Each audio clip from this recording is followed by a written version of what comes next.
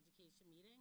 It is 6:04 p.m. We will call this meeting to order, and we will start with the Pledge of Allegiance.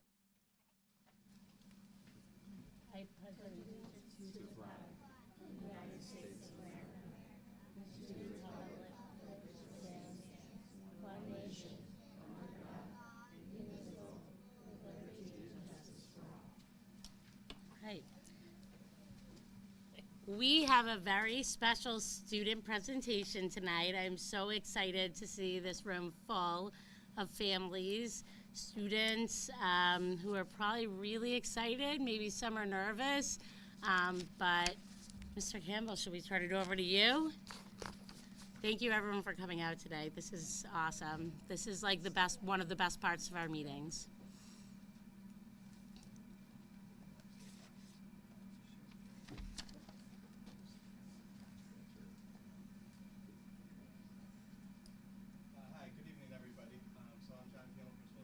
We have a very exciting group of first grade teachers and several of their students here tonight. And they're going to showcase some of the work that has been happening at Griswold. This is our first year working with the students of the ruler implementation, and they're going to showcase some things such as how feeling words and self-regulation strategies are being taught, the class charter, morning meeting routines, and several of the vocabulary words that are being integrated. As you've learned, Ruler's not a program, but it's a way of looking at our emotions and making decisions for utilizing strategies to effectively manage those emotions. So our school is working with these strategies with students this year. It's been a very, very rewarding experience to see what's happening. They're going to highlight and demonstrate what it looks like in the classroom. As you will see, this is not something that happens just at one part of the day. It's infused throughout the day. It's not a curriculum. It's just how we integrate it, and sometimes it comes up right after recess or in the moment, and other parts of the time it has to be explicitly taught, especially with the younger students, and so it just becomes a natural part of their day, each day at home as well, not just at school. But I'm not going to do all the talking because we have some excited first graders who are really looking forward to talking with you guys tonight.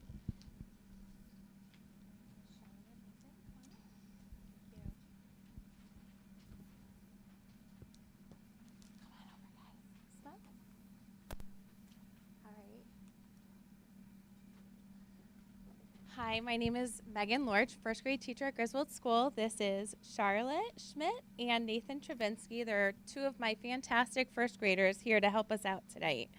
So my class is here to talk to you about how we implement Ruler and the mood meter during morning meeting. What I believe is one of the most important starts to our day. It sets the mood for the day. What we do is we come to the carpet, we sit in a circle as you can see above, and we sit knee to knee, elbow to elbow, and we're ready to greet one another for the day. We know that we have to give each other eye contact and a nice warm smile. Part of our jobs in first grade is that we have a greeter. So for a week, we have a greeter that gets to choose from a plethora of different greetings, like a handshake, peace sign. What you're seeing right now is the peace sign that we're spreading through the circle. After we're done greeting each other, we also open up the floor and students are able to talk about how they're feeling.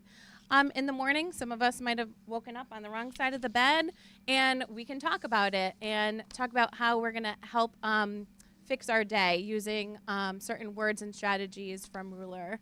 Some of us will talk about how excited or joyful, which is, what color, guys? Joyful. Yellow. See, they know it so well. So some students might say, I'm feeling joyful in the morning. Can't wait to start my day. I'm so happy to see my friends and my teacher. So I have a couple questions for Charlotte and Nathan, and they're going to try to speak up as best as they can so that you can hear them. So Nathan, how does morning meeting help you as a student? It helps me start my day. I think about how I can make good choices. Morning meeting helps me feel happy, joyful, and safe and loved.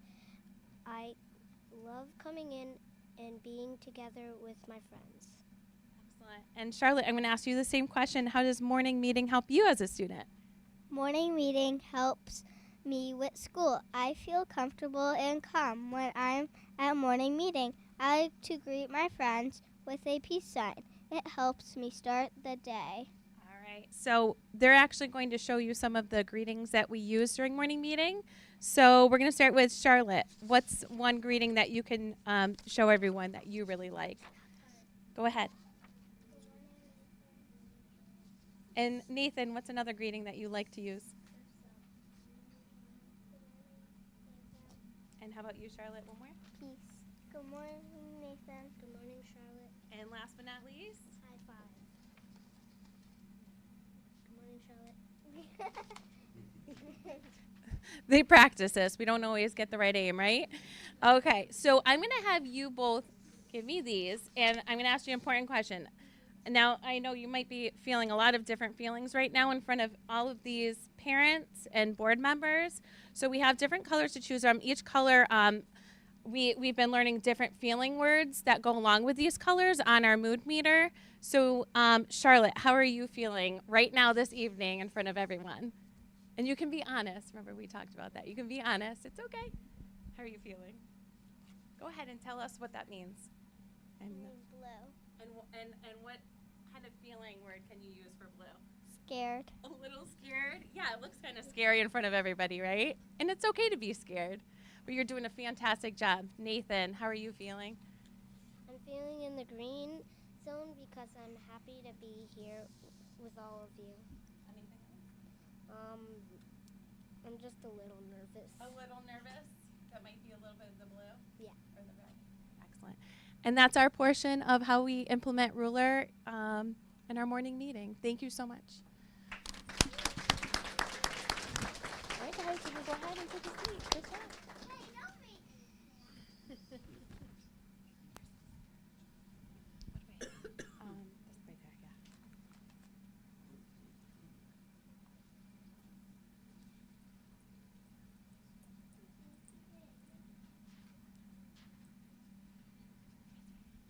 Hi, good evening. I am Sarah Britton. I have Mary Michaels and Jackson Secor, and we are going to talk to you about our classroom charter. Mary, what is a classroom charter? A classroom charter is a set of guidelines we all agreed to live by for the school year. After the charter was completed, we all made the promise to demonstrate these behaviors to show how we feel every day throughout the school year. Jackson, why do we have a charter? We have a charter to help our classroom feel positive and welcoming. We use it as a talking point to reground ourselves if some of us are not focused or treating each other poorly. If we are seen demonstrating a behavior that is reflective of our charter, we put a sticker on it. Mary, how do we want to feel in our classroom? In our classroom, we agreed to feel safe, excited, and inspired. We worked together as a class and in small groups and talked about what's important to us. We then discussed how we can show these feelings and what we need to do for ourselves and classmates to be sure we are keeping a safe and positive environment. Jack, what behaviors do we show to make our classroom welcoming and inclusive? To feel safe, we follow directions, keep our bodies in control, and use kind words. To feel excited, we learn with our classmates and participate in discussions. To feel inspired, we listen and learn from one another. We do the best we can, and we believe in ourselves and each other. Mary, do you like having the classroom charter in our room? I like it because it reminds us how we want to feel in our room. When we add stickers, it makes me feel excited because it shows that we're feeling safe, excited, and inspired in school. I like how the stickers make it so colorful because it makes me happy. And Jack, what is your favorite part about the charter? I like adding the stickers to show that I was safe, excited, and inspired. I like how we made it as class and came up with the words together. And then just lastly, this took about 2 weeks for us to create. And at the end, each student got a heart, and you'll see it covers it surrounds the border of our charter. Each student signed it with their name, and then we made a promise that this is how we want to feel in our classroom throughout the year, and we stapled it up. And we do revisit it every single day, multiple times a day. So thank you, guys.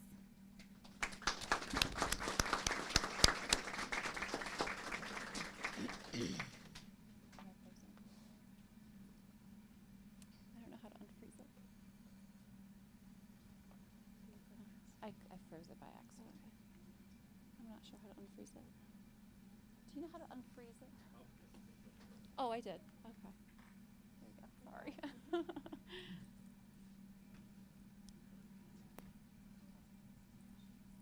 Oh, sorry. Hi everyone, I'm Mrs. Cordulo, and this is. Abby and Piper.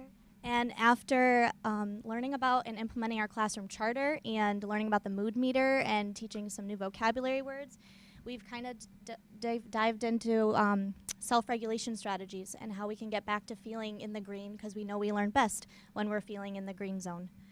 And something we do a part of our every single day is lots of movement and deep breathing exercises to help us transition and focus throughout the day. So one deep breath that we like to do often is called the Power breath. power breath. So we're gonna try to show you that. Ready? 3, 2, 1. So when the whole classroom does it, it's a really deep, loud sound, and then we kind of sit and calm, and we're ready to learn. Thank you, girls.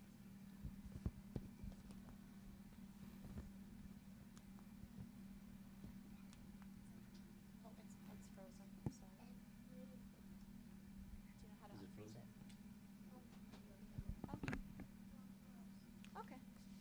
All right, awesome. So here are some other deep breaths that we do throughout the day. Soup breathing and square breaths, just to kind of, and the students are encouraged to take these by themselves, not always teacher directed. When they need a moment, they can go to a calm down corner and practice a breath if they need it. So here's one of our students, Abby, at our calm down corner. And all of us have these safe spaces in our classroom for students to use when they are having a big feeling and need to kind of get back in the yellow or green zone. And girls, what are some things at our calm down corner that you can use? So there is the big feelings box. If you are feeling like sad, upset, you can like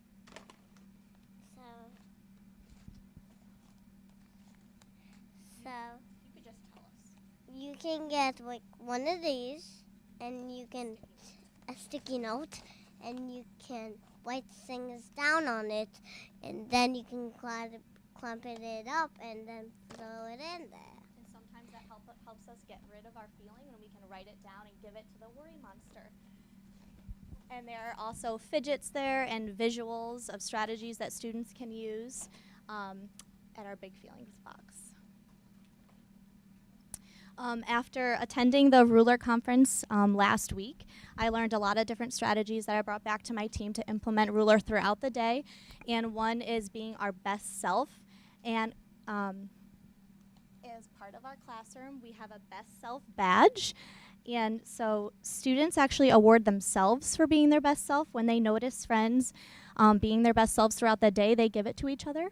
And it has been really awesome. Girls, what does it look like to be your best self in the classroom? So you can be nice, and when somebody says you can have it, then you can put it on. What else does it mean? So how do you get it? What does it mean to be your best self? Staying calm and staying focused when you need to. Be a nice friend to others. So we kind of had a lot of lessons of what it looks like to be our best self, and when we might be struggling with a big feeling, how we can get back to, oh, what would my best self do? And the students really use those words throughout the day by themselves. Set. Okay. And girls, how has the calm down corner and the big feelings box and all of our deep breaths, how have those helped you throughout the day if you have a feeling? So today at school, I was a little bit sad, and I went to the calm down corner, and we have the Turtle Champion box, and you can get a smelly marker, and you can write it down because I did it in my mind. Did it feel better to write it down? Yes. Okay, and all feelings are okay, right? And how about you, Piper? Today at school, I felt happy because I had all my friends around me. Thank you very much. Good job, girls.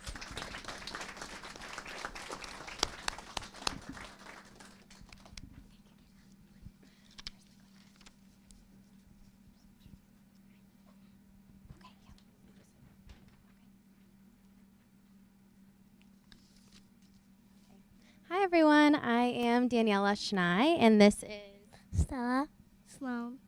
and we are here to talk about our affirmation station in our classroom. So girls, what is an affirmation station?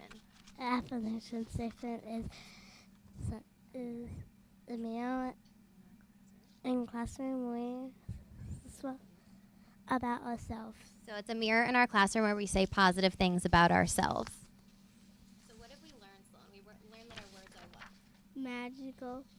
Magic, so we need to be mindful about how we talk about to ourselves. Right. We learned that our words are magic and we need to be mindful about how we talk to ourselves. So when do we use our affirmation station in our classroom? When we line up to go somewhere. When we line up to go somewhere? We can also use it by ourselves when we need a confident boost. Confidence boost, right. So what are some of your favorite affirmations? I'm loved, I'm confident, I'm helpful. So I'm loved, I'm confident, and I am helpful. I am calm, I am friendly, I'm important. And how do you girls feel after you say these affirmations? I feel important. You feel important? I feel joyful. That's great. Okay,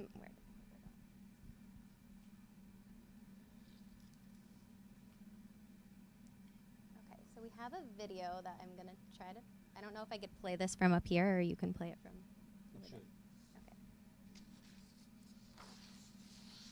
All right, I am loved. I am loved. I am kind. I am kind. I am safe. I am safe. I am helpful. I am helpful. I am important. I am important. I am brave. I am brave. I am confident. I am confident. I am caring. I am caring. I am lucky. I am lucky. I am proud. I am proud. I am friendly. I am friendly. I am funny. I am funny. I am unique. I am unique. I am enough.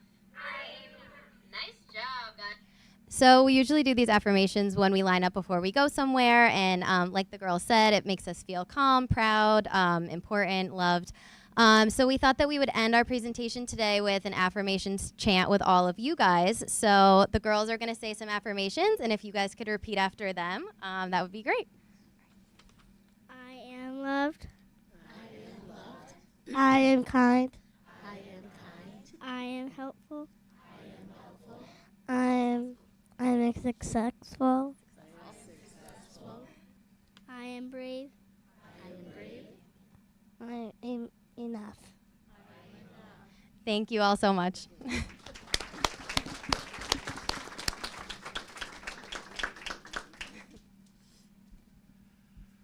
So thank you, first graders. You were fantastic. Thank you so much for joining us tonight to share what you've been doing in the classroom, and first grade teachers. Board members, did you have any questions or anything? Thank you so much. That was really all the students who came up were very brave, and you did a great job showing all that you've learned with Ruler. Does anyone have any comments or questions for the students? Lessons are very interactive and they really capture the students' attention. And these are skills that they can apply in their own lives at home as well. I think it's very important.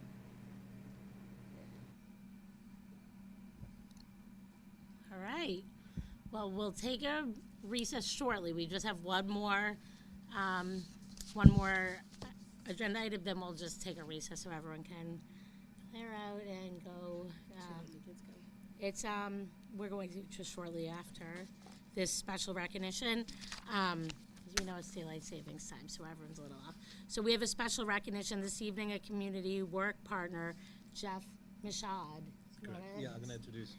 So at this time, the board and the Central Connecticut Transition Academy, teacher Vicki Muggleston, I'm going to ask her to come forward, and the student Justin Sharon would like to recognize Jeff Michaud of Complete Sheet Metal for going above and beyond the community work with our students. So, Jeff, you can come on up.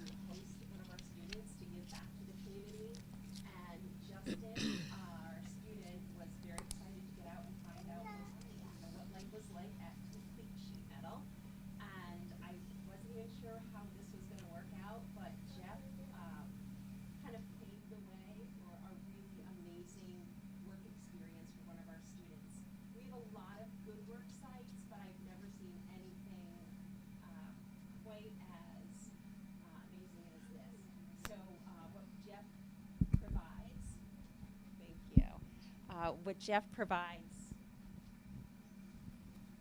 is that on? Yeah, so the camera Okay. can pick it up. So Jeff provides something that we can't usually, and through doing all that he has, Justin is receiving this organic work experience and all of the benefits that I can't teach. You can only really experience by working at an amazing place with an amazing group of young men. And I want to say that Jeff has welcomed Justin aboard. He's completely outfitted with complete sheet metal gear, work boots. He facilitated a trip to Waterbury for the WWE, is that what I say right? Wrestling event for Justin's birthday with the whole team of workers. And Justin was recently included in Jeff's such and such birthday party. I'm not going to name that out loud. But I can't thank you enough for going above and beyond. Your dedication and commitment is changing a life.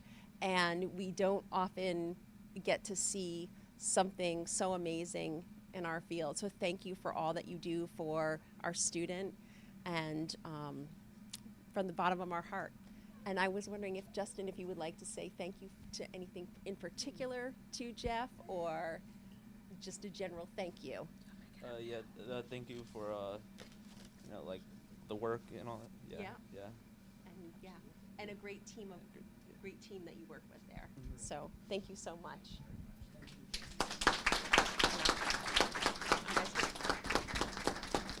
And Justin, would you like to present Jeff with the award? Thank you. This really isn't. Oh, sorry.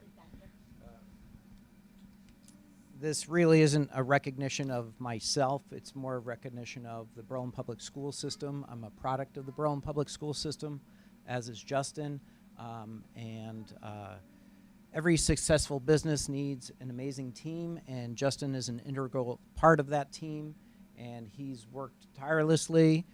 His dedication is unbelievable to our company and our staff, and it's been an absolute pleasure to work with Justin this year, and we are looking forward to working with Justin for a long time to come. So this is really more an award for the town of Berlin, the Board of Education, and Justin himself, and so thank you very much.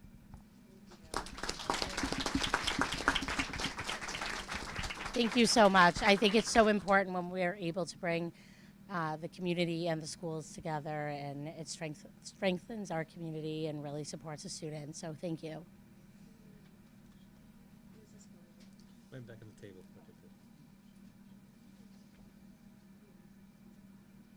You can take a recess, Julia? That's it. All right, so we can go ahead and call a quick recess.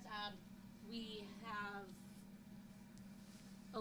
before we do the quick recess, it's just the board member appreciation. So if you want to do that, because then we can cut Absolutely. into the cake and students can have cake before they go home. If I could just say a word about Jeff's recognition also. It really takes the community, and the fact that Jeff was part of the Berlin Public Schools and his desire to give back is incredible. And it's important that within the community gives back to the community, and that's just one example. So thank you, Jeff, for doing that. And Vicki, thank you for the amazing work at the CCTA, too. Really appreciate it. Thank you. This evening, all those members of the board that sit in front of you this evening, even the student reps included, it's Board Appreciation Week. All these members here sit here one night a month, sometimes 2 nights a month. They're volunteers, not only get paid for their work and their commitment to the schools, and we'd like to just take a moment to thank them for the commitment.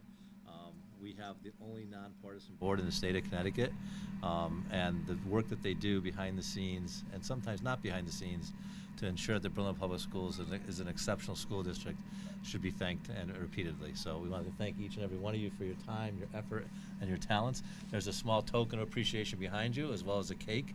So thank you all. Appreciate it. Thank you.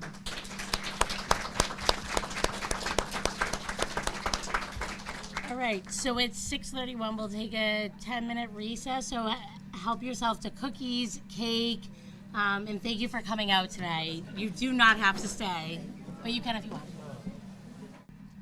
All right, so we will come back from recess at 6:41, and we are going to start out with reports and correspondence to the board. So at our last meeting, we introduced item A under this section, report of board members.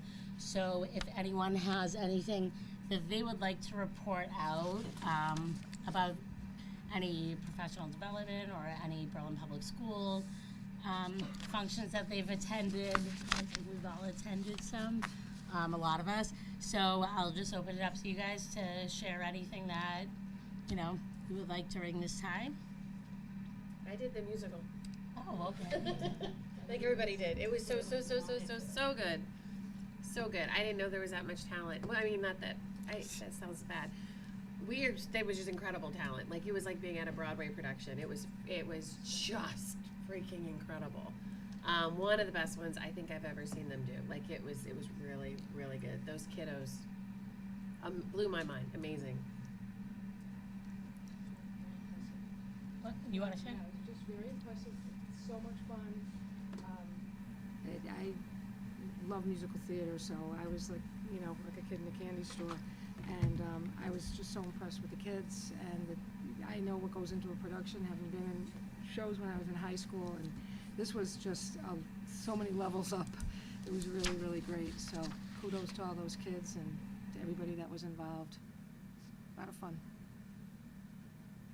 I also attended the workshop, the Friday and Saturday workshop weeks back. Tracy was there too. I know Jamie put a lot of that together with her staff, and it was there were some really great speakers and workshops. So definitely worth going. Thank you. Well, I attended also / hosted the Willard Family Dance. As I said, when I first became a Willard parent, I was envious of Hubbard's ball. So I'm happy to host it, and it was just great to see families coming out together, try to motivate as many parents to dance as possible with their kids. But it was just a great night to be a part of. You have anything? Did you happen to go to the musical? I did go to You did? The and lead was good. You should see him. Gets it from his mother. What I will say, though, is I think the Mr. Boyle and Mr. Esco, the whole system really comes together, and it's not any one person. And that's been the 3 years that my son's been involved in it. Only 3 because of COVID the first year. and I think I said it last board meeting, I've been going to the musicals even before my kids were in high school, and the talent that comes through Berlin is really good. And like, whether you have a kid in school or not, you should go every year because it's worth it, and support the arts, support the community, support the school, and have it be a source of pride, which it looks like for some of you it was, and that's just great to hear. So, but my hat's off to Mr. Boyle and all the staff that put that together, and everyone from the production crew to the sound crew to the actors, everyone. They just came together, and you could tell. So that's it. You know, like others have shared, I attended the Central Connecticut Adult Workshop. I found that really beneficial. I enjoyed my time. And it was nice having other board members there and seeing, you know, faculty, parents, community members. And I know Jamie did put a lot of work into that, Jamie Miller. So that was, I think, 2 weeks ago. And then I also attended the musical. I did bring my 3-year-old, so we only lasted 44 minutes. But time is getting longer that we last these. But I think the Addams Family really, you know, I was thinking a lot about it, a highlight, you know, the investment, you know, all our faculty, staff, family, students, everyone, like, you know, everyone invests a lot of time to make this stuff happen, and the board really supports that. You know, without everyone coming together, that would not have been as impressive as it was. As you know, it was perfect. I feel like I've not seen a high school musical production that, you know, of that level. So, you know, I think it really highlights something really special about Berlin Public Schools and something that we are doing really well at. So, yeah. Now moving over, I'm going to turn it over to the two of you.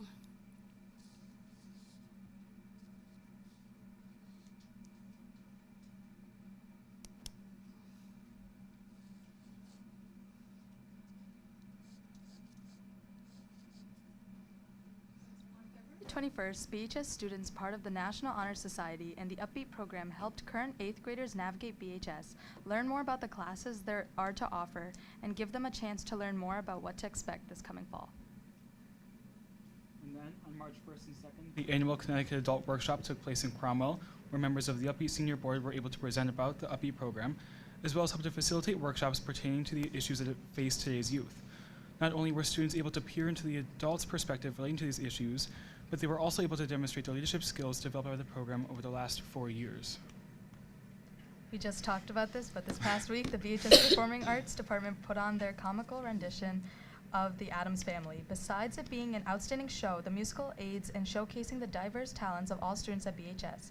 It also helps to raise money for the music scholarships, as well as future educational trips and productions for students. And then on March 1st, members of the medical club and students interested in careers in the medical field visited the Yale campus for the Connecticut Health Occupation Students of America Spring Conference. Students received career advice, and they learned more about possible internships that they could pursue in the future. And then in early February, the dedicated students of the Certified Nursing Assistant class were celebrated and awarded their certifications at their graduation ceremony. Congratulations to these aspiring healthcare professionals on this well-deserved achievement. And then, in an impressive season for our wrestling team, Sabella Landre secured the state championship title and placed 3rd in New England. Mason Arroyo earned 3rd place in the state, while Nicholas Ebrahimi proudly took 5th. Together, the team's collective effort led them to an astounding 2nd place finish overall. Oh, sorry. Here we go. On March 20th, public speaker Michael Chief the Poet Peterson will be visiting BHS students to discuss the power behind our words and the impact they have on ourselves and the people around us. Chief will also be hosting a variety of workshops for select students after his presentation in order to dive deeper into the meaning behind literature. And then, this past week, BHS students learned more about assigning words to their feelings through the ruler approach, particularly more about L, labeling emotions, and E, expressing them. This lesson has helped students to better assign words to how and what they are feeling, which directly correlates to how their emotions are demonstrated. And that's all we have for tonight. Do we have any questions? Did any of the hostess students place at the competition? Or you don't know? That was more of a conference. Oh, So, they went to, yeah, okay, so they didn't yeah. go as competitors? No. Okay, cool, but I wasn't sure. That's awesome that they went. Right, any other questions? Okay. All right, now we can move on to committee reports. Peter, do you have anything you'd like to share from our meeting last week? We met with the Board of Finance last week to present our budget, and last Friday the Finance and Operations Committee met to discuss the implementation of the Educator Diversity Plan and any potential financial implications of it. Okay.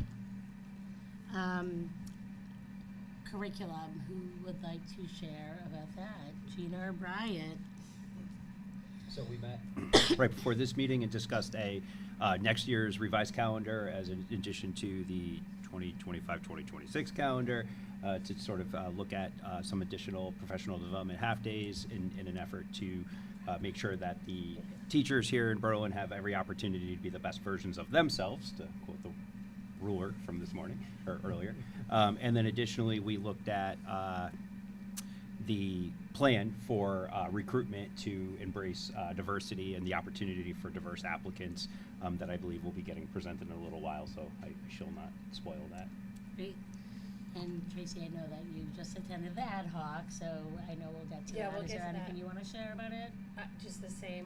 The policy. We'll start talking about that. But we did have a communication. Or Oh, a yeah. I'm community sorry, I forgot about engagement that. Meeting. Yep. At least one. Yeah. Okay. So, and I'm not sure. It wasn't on the agenda, so I guess we'll talk about it next time, and we'll get people's inputs. But we will be talking about our social media presence, and it's on hold. So our Facebook's on hold, and it's a possible. Well, it'll always be there, but so we were going to talk to everybody and kind of have a maybe put it on the next agenda. But talk about it. All right. We do not have a crack report this night.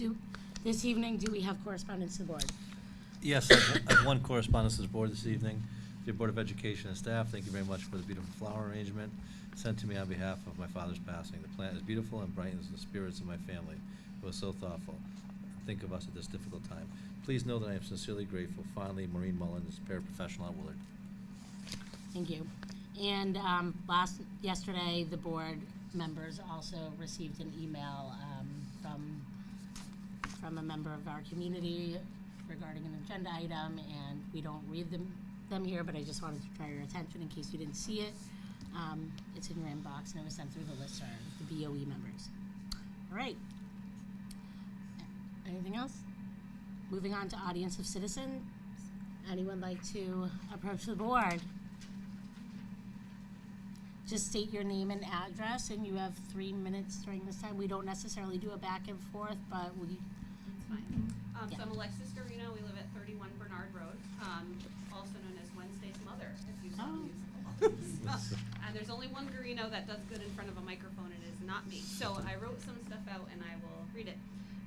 You haven't seen our presentation about our therapy dog that we're hoping to get for Griswold School, and that will be funded by our Parents Club, of which I'm one of the co-presidents. So I'll read what I wrote, and I want to tell you why I think it's a great idea for us to have that.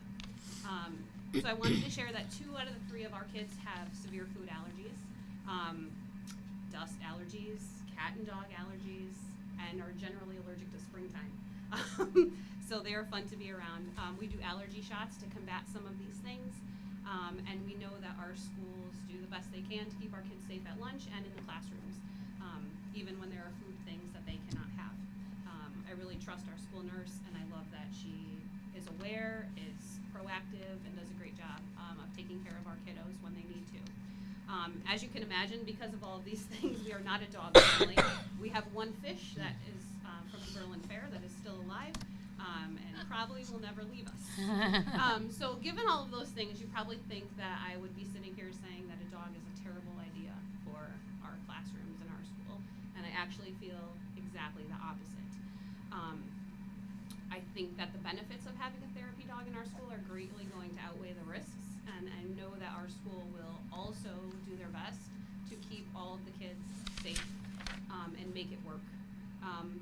We teach our kids at home that they can pet animals, but they have to wash their hands after. They can't touch their faces, and I think that having that reinforced at school will also, help them when they are not with us in their little bubble of Griswold and classroom and safe environment. because no matter where you go, you have a chance to be around a pet, an animal, a dog, on a plane, in a restaurant. There can be service dogs. In hotels, there are dogs. There are other students that have dogs, and these are all things that we have to deal with on a daily basis. And I still think it's a great idea. My kids are not around pets a lot, so they're nervous. They're nervous when they see a dog. They don't know how to act. They sometimes run around and the puppy chases them and creates an unsafe environment. So I think having my kids exposed to a service dog in a safe place, in their safe place of school, knowing that it's a trained dog and not a pet, is going to expose them to this and make them more comfortable to have these animals around. And it's a great learning experience for them, something that I can't offer in our home, and something that I won't offer really, because it just is not going to come up for us in life as frequently as it would if they had that exposure in school every day in a safe, controlled way. And thinking beyond our own family that struggles with allergies and things like this, we currently have a service dog in our school that is not there very frequently. And only those students that require that extra service are going to be able to interact with that animal.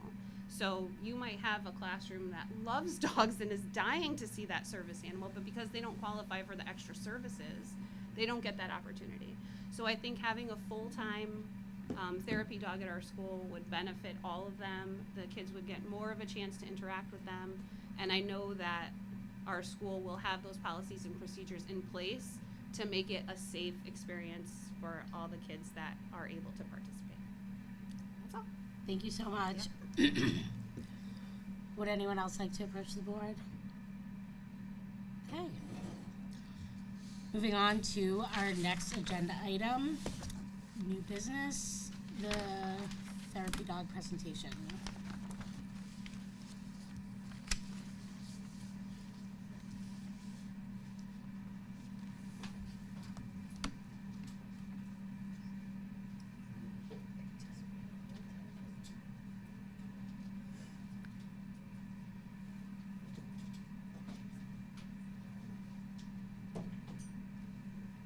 Good evening again. So we are here to kind of present and share some things that have been happening at Griswold regarding a therapy dog and our hopes and vision for a facility therapy dog. With me tonight is Maureen from Blue Path Service Agency, who is a lead trainer, I believe, and she will share a little bit of information. And then we have Jasper down here, so you can see what a therapy dog looks and behaves like, especially sitting an extended time. And then of course Linda will help me as well. Currently, I do want to say that Kara Quinn has probably Thank been you. most instrumental in helping facilitate this process, and she's home with the flu. So she really wanted to be here today. she's devastated she can't be here tonight. We have been in conversation with Maureen in some neighboring school districts that implemented facility therapy dogs in the past, and Kara has done a tremendous amount of work and research on this. And I know she's at home watching right now. So that's a picture of one of the therapy dogs that visits our school on a weekly basis right now. I mean, I think that picture is the entire presentation in my view. I mean, that's just everything. But so in 2018, 2019 is when Griswold first implemented therapy dogs, before I was around. And in our SNAP program specifically, and there was a drastic increase in fewer behavioral incidents. And our SNAP program, as you know, is one of our special education programs for students with a lot of, at times, challenging behaviors that need a little extra. And so the therapy dog was brought in to help with those students. In 2019-20, the therapy dog program expanded, where we were able to include more students. So that included some of our bigger school-wide celebrations, reading celebrations, and then we were able to get permission from individual parents for some of our general education students who maybe were struggling with anxiety or school avoidance to meet with the therapy dog, and we saw success with that. So 2020, 2021, during COVID, unfortunately, when the schools went to that virtual model, we were able to actually continue it, and parents were amazed of how excited some of those students who really didn't want to participate, especially virtually online, got excited and all of a sudden became motivated because they had a chance to read to the therapy dog, even though it was through the computer screen. While I was not here talking to the teacher, talking to Mrs. Quinn, they saw a drastic uptick on the days where the therapy dog could be available. Those students were excited to read to a screen, seeing that dog. I mean, that to me is amazing. 2021 through 2023, we were able to get a second handler for a therapy dog in the school. So the dog was twice a week, and that drastically increased the number of students that we were able to provide access to the therapy dog. And then unfortunately, we had to decrease that just because that person moved and was unable to continue coming into our school because it was a volunteer. There was no money exchanged for it. So currently, 2023, 2024, we have the Golden Retriever Rider, which you can see up on the screen. He visits. We are currently at 80 students who have access to Rider. We would love to do more. We have many, many requests from classroom teachers and parents to see Rider. We are unable to accommodate it, which is incredibly challenging, simply because we just don't have the time for Rider to be in the school. The schedule just does not work. What we've done, which is not ideal, but what we've done is we've kind of done it instead of a weekly visit, a bi-weekly visit, just in regards because the students that we know, we just really have to get access to the therapy dog. So we do what we can, but we are drastically limited right now. So some benefits, and we did some research, so this is not just anecdotal. There was a New York Times article, there was an article on CBS News, I think it was CBS like 3 weeks ago. Unfortunately, I couldn't find it. I wanted to put it in here, but I heard about it in the news. There's lots of schools and districts moving towards this. It reduces cortisol levels, which is that stress hormone, the feelings of anxiety, depression. It increases the oxytocin levels, which is that positive feel-good hormone. Increases attention, cognitive functioning, memory, behavior, which we have seen at the school level an increase for building connections, improved attendance with students, improved focus, reduction of stress, emotional regulation, and just simply joy. Currently, Rider visits on Wednesdays, and some of our students who we work with families because their child struggles, they don't want to get out of the car, and the parents dragging them to school, they won't come. Wednesdays, there wasn't that issue with many of those children, and that's the day because we would say, hey, maybe we can get you a visit with Rider, and that school avoidant child all of a sudden said, sure, I'll come, I would love a visit with Rider. And it's just remarkable to see something like that. The social interactions, students who sometimes have challenges and struggles to really work in a group, we're able to use the therapy dog to create situations where the dog's there, and then our school psychologist or a school social worker can then guide those students through positive social interactions and conversations with each other. A couple testimonials. So we interviewed some parents, some students, some teachers, and I just kind of wanted to share a couple of them. The students, the photo does not match up to the testimonial, just to let you know. But I'll just read it out loud. Having a therapy dog at Griswold School has a positive impact on my children's emotional regulation, motivation, and their learning. You can see a noticeable difference in their excitement to go to school if it's a therapy dog day. My son, who's an upper elementary level student, stated, I look forward to seeing Rider. He always relaxes me when I am having a tough day. I feel ready for learning after I see him. And then this teacher and parent's daughter, who's a early elementary child, said, I like petting him. He is so calm and makes me feel calm. I am grateful that my children have the opportunity to visit with Rider. I've personally witnessed the joy that he has brought to so many students at Griswold. This is from a student. I like visiting with him and having cuddle time. I feel happier and calmer after I spend time with him. And from a teacher, Rider has had a significant positive impact on my students. They absolutely light up when they get to visit with him and when they return to class. I can see the joy and calmness in their eyes. I have certainly noticed an increase in empathy and a decrease in anxiety in my students that visit with Rider. We are so grateful for him.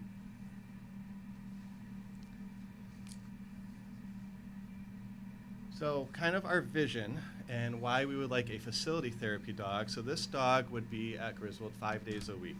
and it would allow access for all students. And we do have a couple provisions, which I'll get to, in case a parent or a student is either unable to or does not want to have access. But we wouldn't have to tell families or teachers or children, I'm sorry, you don't get to see the therapy dog because we don't have time. Instead, everyone would have access. It would assist students during moments of big feelings where we have seen where it can help calm those children. Support and encourage with school avoidance, which is a huge one. Accompanying students for active breaks. Rewarding students for achieving personal goals and kind of providing incentives. We really believe in, instead of having tangible items where you're buying something to give to somebody as a reward, it should really become more intrinsic. Something like petting a dog or getting a visit with a dog is, I think, something that we're trying to move towards. Participating in therapeutic activities. Now, we don't provide therapy at school, but we will introduce like activities such as self-breathing and those calm down strategies is what is meant by the therapeutic activities. Join academic and social activities. Support for staff as well, because staff also feel stress. And at the ready and on the spot response for whatever we need if we feel that access to the therapy dog could help.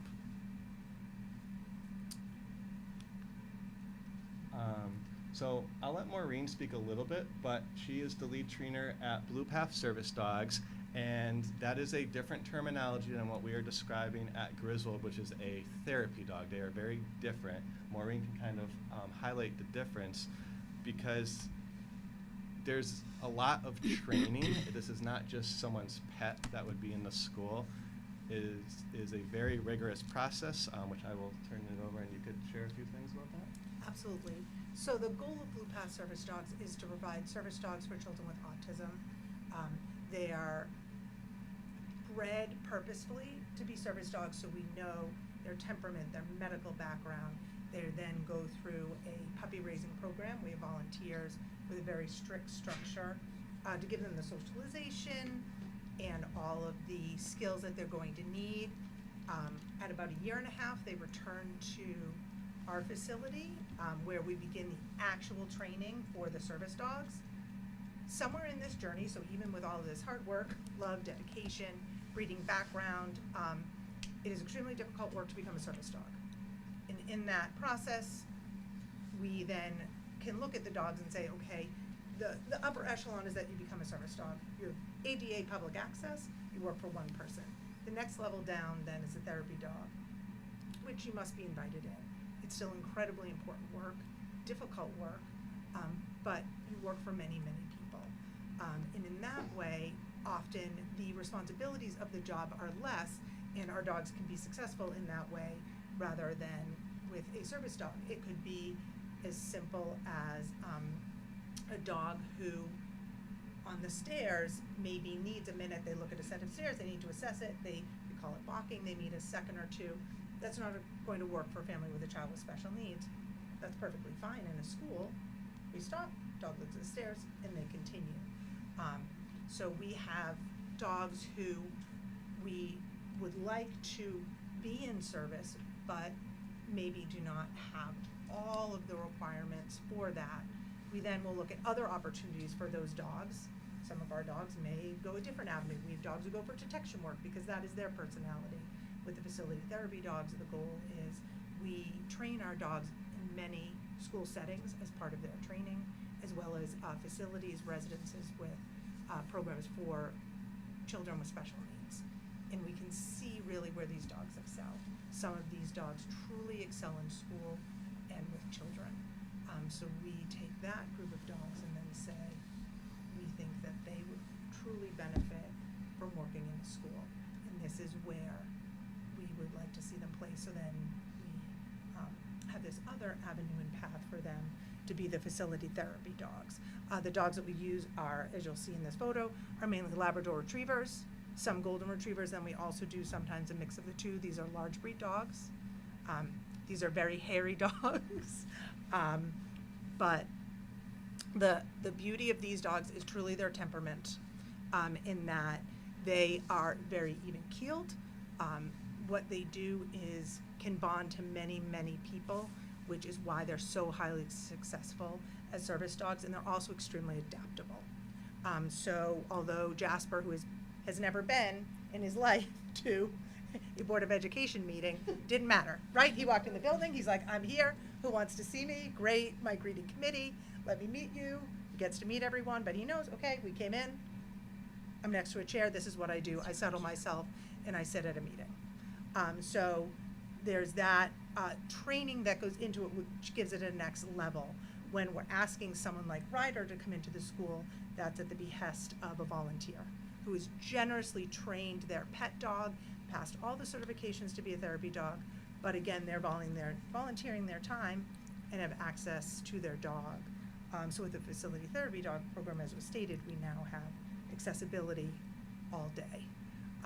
With a dog that we know, we can confidently say can handle all of those responsibilities, those stressors, can train the staff to work with that dog and hopefully benefit as many children as possible within that school.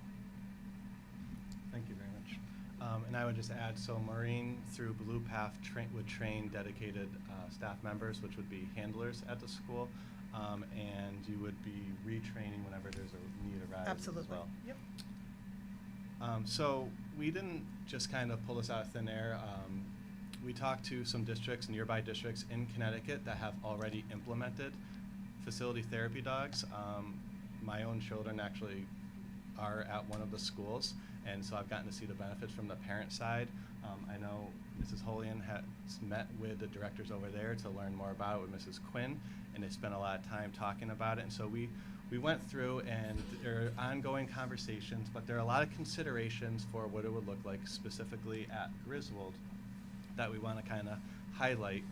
This is not an exhaustive list by any means, but just because I think the benefits are really, really clear. Of course, we always need to think about, so what about the challenges? What is that going to look like? How are we going to problem solve through those challenges? Because there are certainly challenges that we have to be very cognizant of to make sure it's successful. So several of those considerations, the caretaker, so it would be a school staff member that actually the dog lives with, and this would not be funded through the Board of Education. The training that goes through it, everything, would be funded through the Griswold Parents Club. There would be multiple trained handlers at the school, so that way, let's say I'm one of the handlers that's trained, and then, okay, I'm sick, or I have to go deal with a crisis, or I'm at a board meeting, or something like that. We would have dedicated staff members who go through the training through Blue Path. This isn't somebody that would just say, oh, I need to step out and I can hand it to so-and-so. It would not work that way. Only trained handlers would be able to have the therapy dog. Blue Path provides that training, ongoing support, especially for our unique circumstances. There is a ramp at Griswold, for instance. Let's say the therapy dog struggles. If we decided that would be one area it had access to, we would get training for how to navigate that. We have worked with, and this is more Ms. Holian, but we've worked on a board policy drafted with guidance from Shipment and Goodwin in consultation with other districts to kind of see what they did with that. Glastonbury Public Schools is one of the districts that I mentioned that currently has 3 therapy dogs, and they are trying to get more, so that way each of their schools has one. Right now, a couple of their schools have it, but they have to share because there's more than 3 schools. As I mentioned, our Parents Club has generously raised funds and is willing to support and fund the cost of the therapy dog. It is expensive. Vetting and grooming, talking with other districts to see what they did. They have partnered with local vets and seek sponsorships from the groomer and from the veterinarian care.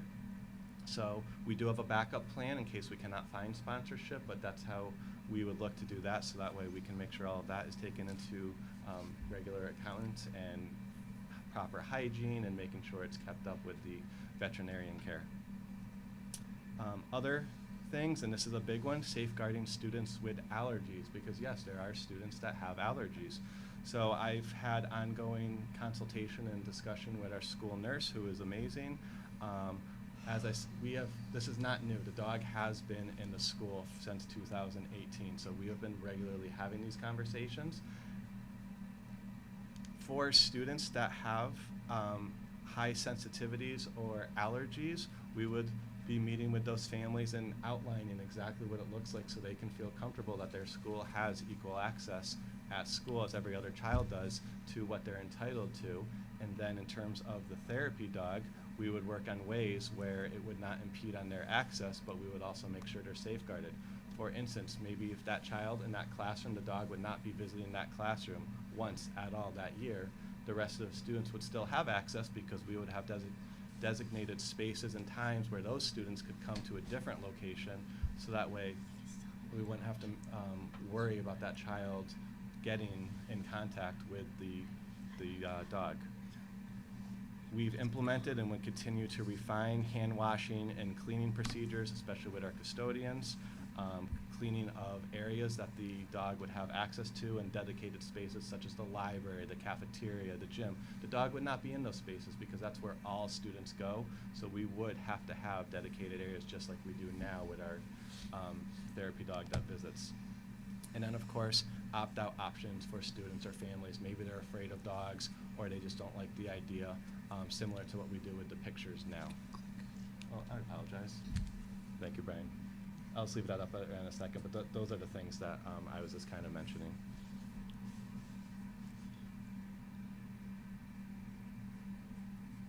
Linda, was there anything you wanted to add? So that's our vision and our hope, and we have seen a ton of success at this point. As you can see, Jasper is amazing. This is what it kind of looks like when the therapy dog is in, and then when there's students around, the therapy dog will be sitting and interacting with the students, but it really is amazing to see. If anyone wants to see it in action, I invite you to come in on a Wednesday, I believe from 9 to 10 or 10 to 11. If you were to email me or email Mr. Bigny, we could let you know exactly when if you ever had interest and kind of wanted to see it in person.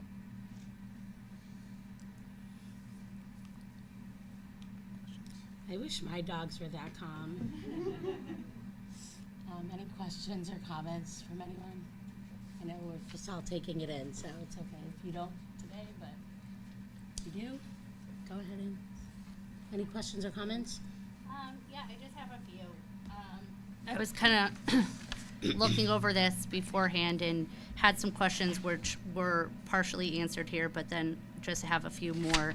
I mean, I think we can all agree, you know, the benefits of having the dogs within the school, and, you know, I'm sure research shows it. And I'm very thankful that someone from our community did speak out too, because as you said, protocols would need to be put in place so that all kids are feeling safe. Because I thought, similar to your household, my husband is highly allergic to dogs. I would love to have every animal in my house if I possibly could, but that's not the reality that we live in. So although it's not like a choice per se, I mean, we have to deal with it.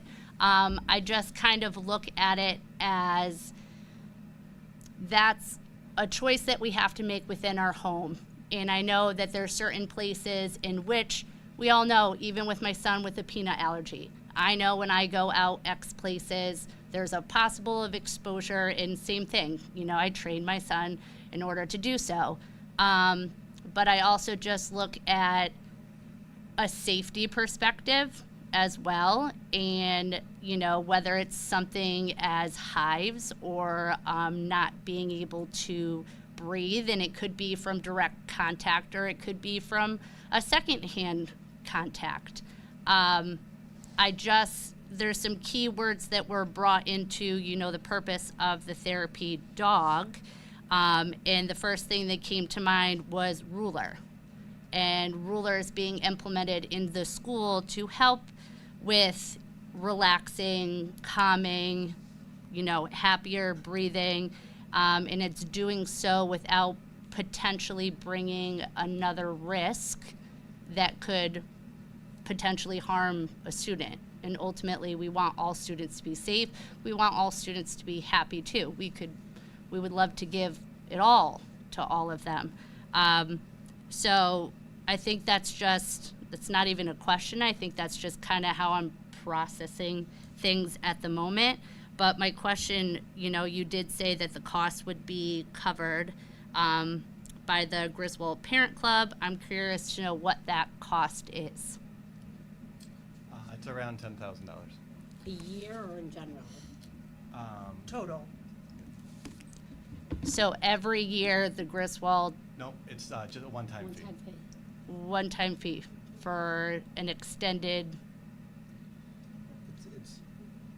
Well, if you want to explain what Yeah. break it down. Yeah. Yes. So there is a one-time fee for you take ownership of the dog from Blue Pass Service Dogs. However, we are with no fee available throughout the life of this dog to provide support to the school in maintaining the therapy dog in, whatever ways that things change, new handlers, issues that come up, accommodating.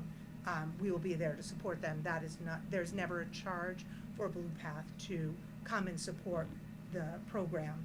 The other areas that do need to be covered, though, as you discussed, were veterinary care and grooming. So those are two, that is an ongoing, they do require yearly veterinary care vaccinations. Yep.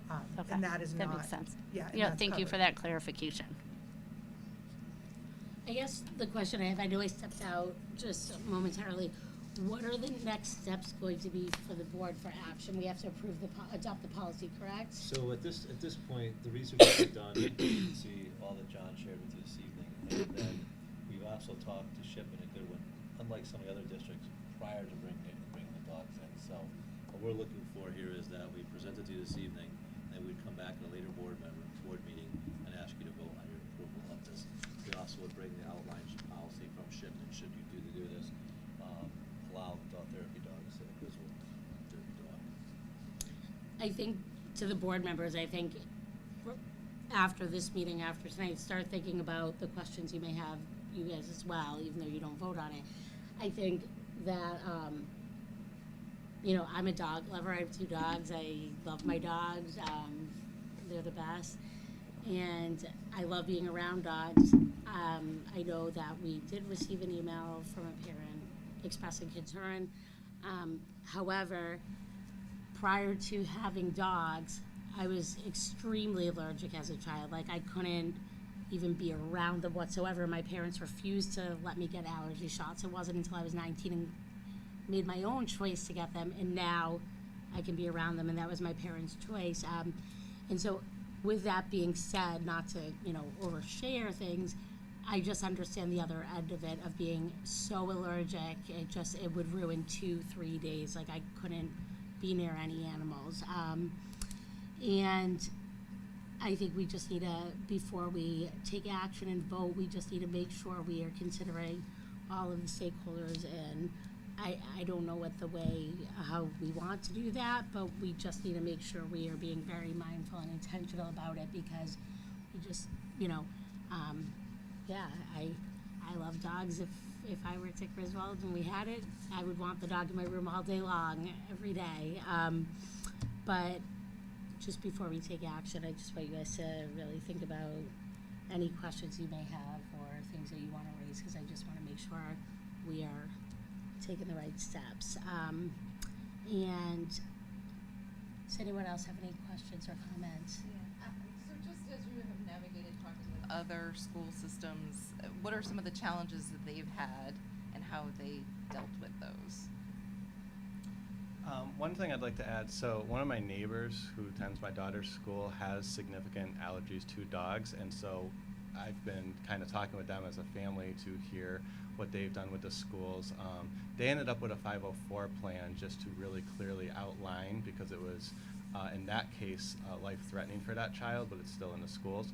So they're on a 504 plan. That's an avenue that we might have to explore with certain individuals as one piece of it.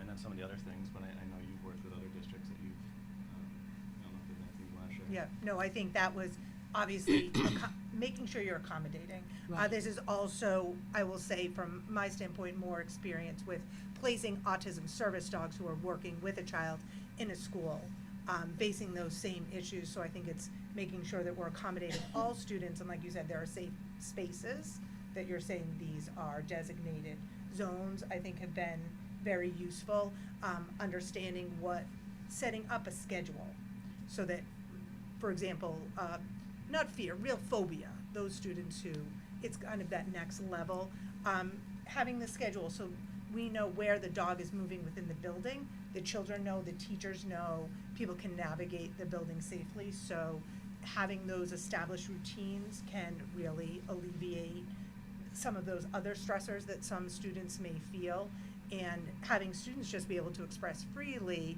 what their thoughts are, and then most importantly, to change as it goes, right? I think everything in the beginning is extremely cautious, as we should be, and then you see these children really change and grow, and I think we also want to respect that, right? Children are amazing. I don't think we give them enough credit sometimes for what they're able to do, and then also then change with them if there's a student speaking up and saying, I'm ready to participate a year in or whatever it is, and be able to look to that and just not also hold in some way, but really grow with the student and the community and the school.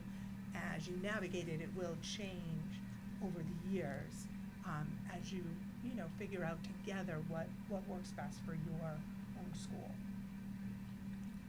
Yeah, I mean, I don't know if there's anything else that has been shared, but Just that, when I pressed Kate a number of times, now she's the supervisor that oversees Glastonbury's Links program, so it's their out-of-district program that other districts can send students there, and I said, have you run across any issues with allergies? She said, it's never come across. They actually had they have a principal at one of their schools who is deathly afraid of dogs. But she said, I want the dog in the school for the kids. So, and I think Kate, I don't know if I'll get this 100% right, but when they do bring a dog into a classroom per se, they ask the kids or the staff, raise your hand if you want the dog to come to you.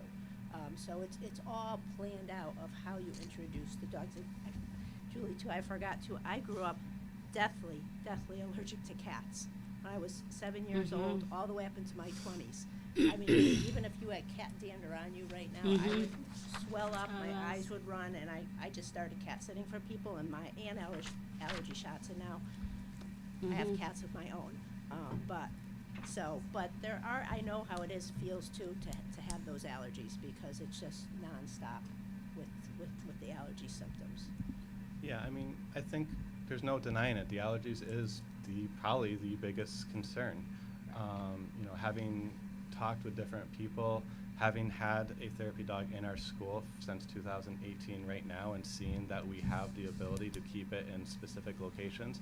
And I don't know if I actually mentioned it tonight, this dog would always be on a leash within the school. It's not something where it would be freely walking around. So I think that's a really important piece to mention, because I can just picture everyone's thinking, okay, this dog's just gonna be walking around the school and it's trained not to go. No, it would always be on a leash under direct supervision of one of the handlers. And I think for those significant cases, that 504 plan is gonna be crucial. Meeting with the families is gonna be crucial. And the conversations with our school nurse, who right now gives us a list at the beginning of each year and regularly reviews it and talks to us about anybody that has a known allergy to dogs or cats or pollen or anything else. That's a really important conversation we're regularly having, since we currently do allow those therapy dog visits into the school. That's crucial, and that communication is so important. Can we pet the dog? I know everyone probably wants to get this meeting moving, but I think, just to say, whatever decision's made, I trust completely that you guys always have. If there's a child who has any kind of allergy or any issue, the schools are always amazing at making sure they're safe all the time. So that, I have no doubt you will do everything you can to make sure every single student is safe. And I know allergies are like you said, like the number one issue, but I trust that you would figure out a way to keep every child safe, because you always do. And I kind of see it, yes, I have the same thing about, we all tell stories about how we have really bad allergies. I've got animals and I take the shot. I suffer for my animals. But I kind of see it, and maybe I'm wrong, but if I came to school and I have cat and dog hair all over my sweatshirt, and I'm sitting next to her and she's allergic, I don't even think it'd be that much, because you guys will make sure hands are washed and everything, and there seems to not be a reaction in schools, or maybe there are that we just don't know about, like. I would have had just a reaction next to you, but I can't sitting. control that, yeah. Yeah. So I'm just saying, I mean, like, and I'm not saying that's a good, I'm just saying I think it'll be kind of similar situation. And I think parents should think that, both sides, that would be kind of a similar situation, but I know that you guys would really do amazing keeping everyone safe. I'm confident in that. And Yeah, I that- mean, we owe it to the students. We Yeah. have to. You know, And that's I a know top you- priority, you're- so. I would, if my kid had allergies and we had a dog in the school, I know you keep him safe, so I would be okay sending him. Appreciate that confidence, thank No, you. you're welcome. And I will share, I do not have dogs in my household. We will not have dogs in my household, but I want this dog for the students in the school, so. Well, my kids will be going to Griswold's, and they're probably allergic to dogs, but we have them anyway, and they'll probably be getting allergy shots, but it would be really nice to have a dog in the school, but I don't know, I just like dogs. Well, thank you for your time and Thank your you. questions, and, you know, any questions we get in the future, we'll do our best to try to answer them clearly for you. Thank you. Thank you. I know, I just want the dog to come over here. Can, just let him sit in my lap for the rest of the meeting. Lap dog. I just want him to come over here. Yeah. I just have to, he's just so cute. You guys don't do hypoallergenic dogs, though, right? We don't. We have tried a You few just wanna- standard poodles. They couldn't. Yeah. So we're still trying. We work with Guide Dog Foundation out in Long Island does have a line of standard poodles that they have had success with and have given us some of theirs. Not yet. My school has a golden doodle as a hypoallergenic service therapy dog. Anyway, oh, they want. Oh yeah, they we want can you go. to go Okay, around. we can come on. We can make his rounds. Do you think that he doesn't want it? This is like, he's like, wait a minute. There's hope for He's so cute. So well behaved. No, my eyes are just I ripping. know. I got something in my eye walking in, like the wind's Cooling with it. down now. It's so warm. Oh, I like that. It just makes me nice and relaxed. All right. While everyone finishes petting the dog, we'll continue on. Keep petting the dog as we. Don't worry.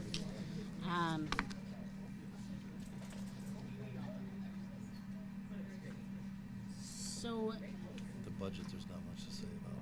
But yeah, I mean, you guys don't have any comments about the meeting there,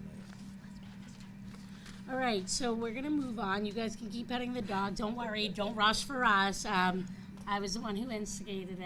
I just was watching the puppy the whole time.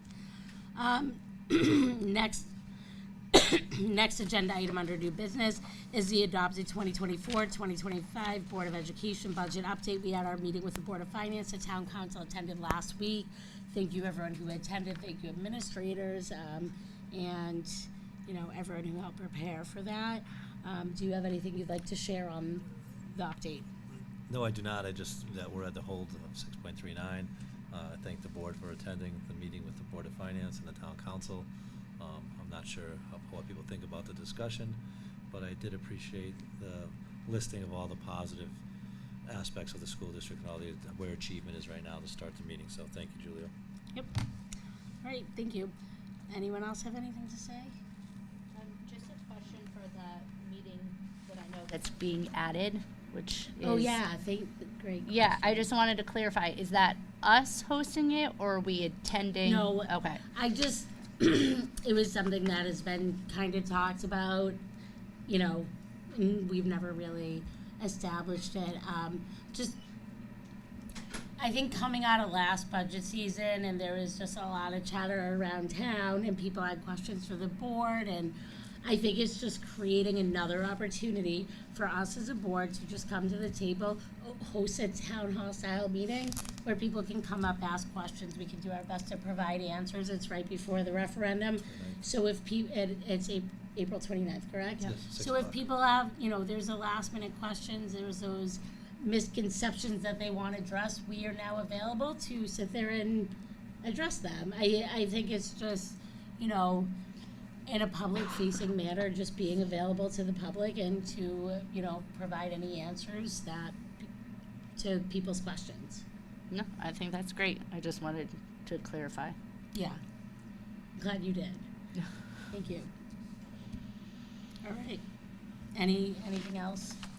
So I hope the whole board can make it that night, because I think it will, you know, be important. We'll see how it goes. It'll be our first time doing it, but maybe no one will show up. Maybe we'll have a room full of people. Okay. Moving on to item C, proposed calendar for 2025-2026 and establishment of VHS graduation date for 2026.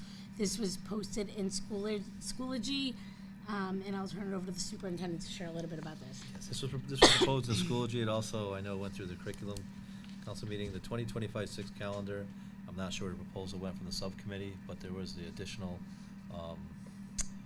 early release days for PD. Not sure if that's something that was approved through the subcommittee, or if someone wants to speak to that.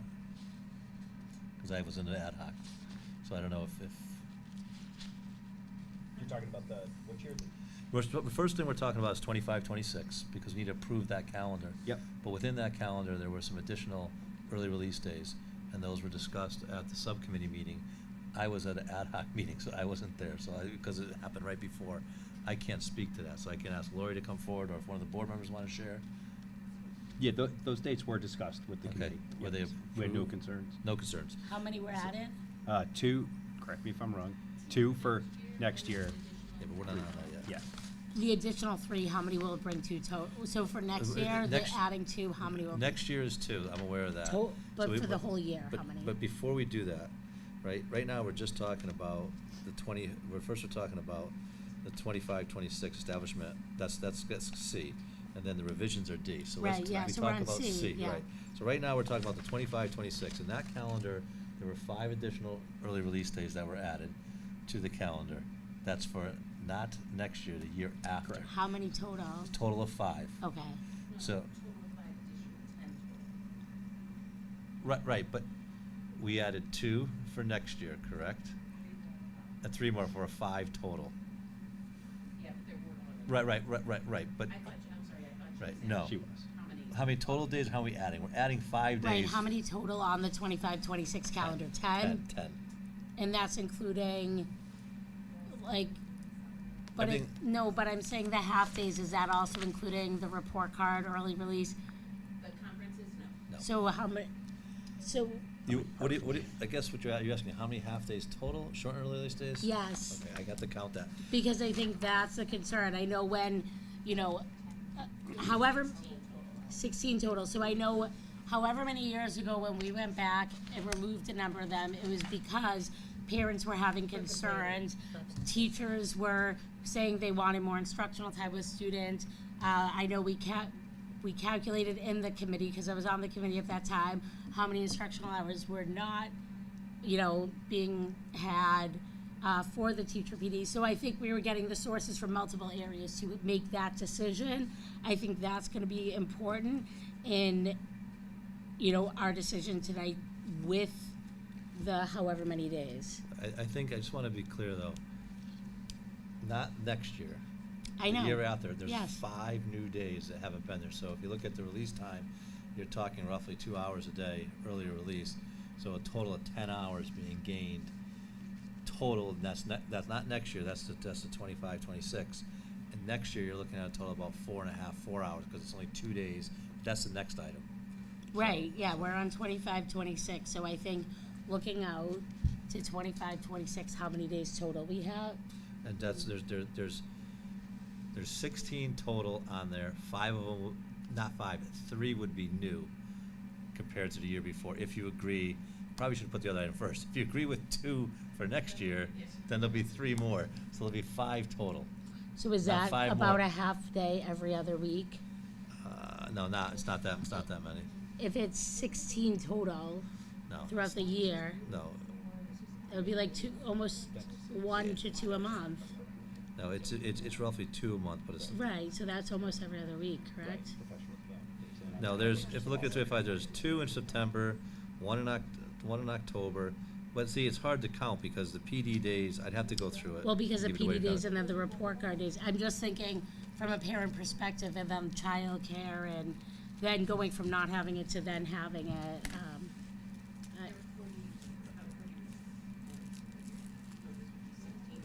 So you're 4 shy than every other week. And when you do conferences, just, we talked to our professional development and evaluation committee, and they talked about this because, again, the state gave us more videos that we have to watch for safety reasons.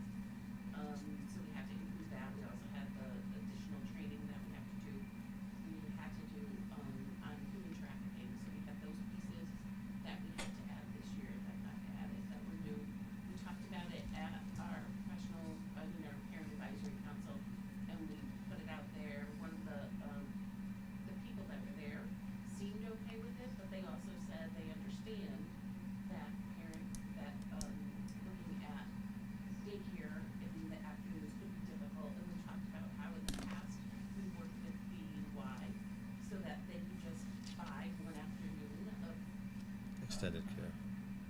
daycare for that one day or whatever day. So we had options to be able to support it. We also added, the parents suggested adding one of the shortened days to the President's Day weekend, so the day before, because many families take off and go on a vacation during that time anyway, so they suggested doing that then. So we did talk to lots of different people to get opinions. But I know we absolutely understand it's difficult, but we also know how hard it is. We're talking about the work that we're gonna do next year on high quality instruction. And so that's gonna be time for professional learning. We talked about the work with reading, who knows what that's going to be, and so that's gonna be extra time, so we're really up against it. And we don't like pulling teachers out of classes. We want them to be with your student, but it's not always possible. Thank you. Before we continue the discussion as a board, can we just have a motion for consideration, a second, and then we can go ahead and open it up for discussion? Is there a motion for consideration? Motion for consideration to move to adopt the 2025-2026 Berlin Public School calendar as proposed and set the 2026 Berlin High School graduation date for Friday, June 12th, 2026. Second. So the motion by Melissa, the second by Brian. Now we can open it up for discussion for the board. Thank you for your explanation, and now we can just continue this. You want to say something? You can. Anyone can. I don't have any, as I said, you know, there's 5 additional days on this calendar that weren't there the year before. I mean, 3 additional days, there's 5 total over the next 2 years. That's the way we discussed it. And, you know, that's what I guess we're asking, is that something that's palatable to the board? And there could be, as you said, there could be some parents that are not happy with additional half days. I know it's an inconvenience, but as the state continues to have legislation, you know, and it's mandated legislation for trainings and so on for staff, we have to find the time to do it within the schedule. So that's the rationale behind it. Can I just have a question of kind of like timing for the PD. I mean, unfortunately, I feel for you and the staff for these mandates that are being put upon our schools, and you know, ultimately, our teachers are suffering, our staff is suffering. I know they have good intentions for the training that they have, but there's only so much time in the school day. I think one thing that is just standing out to me right now is in March, there would be 5 total half days, because there's 2 PDs, the 4th and the 11th, and then you have the 3 for the conferences. So that's 5 in 1 month. And so we go back and forth, right? Because what's better in one or another? In some respects, it's nice to be able to have them in a row so that we can say the next 3 Wednesdays are going to be early release days instead of having like them pop up randomly. And so that's kind of, we certainly can't adjust the days if we want us to continue to have them. I don't think any of it makes Yeah.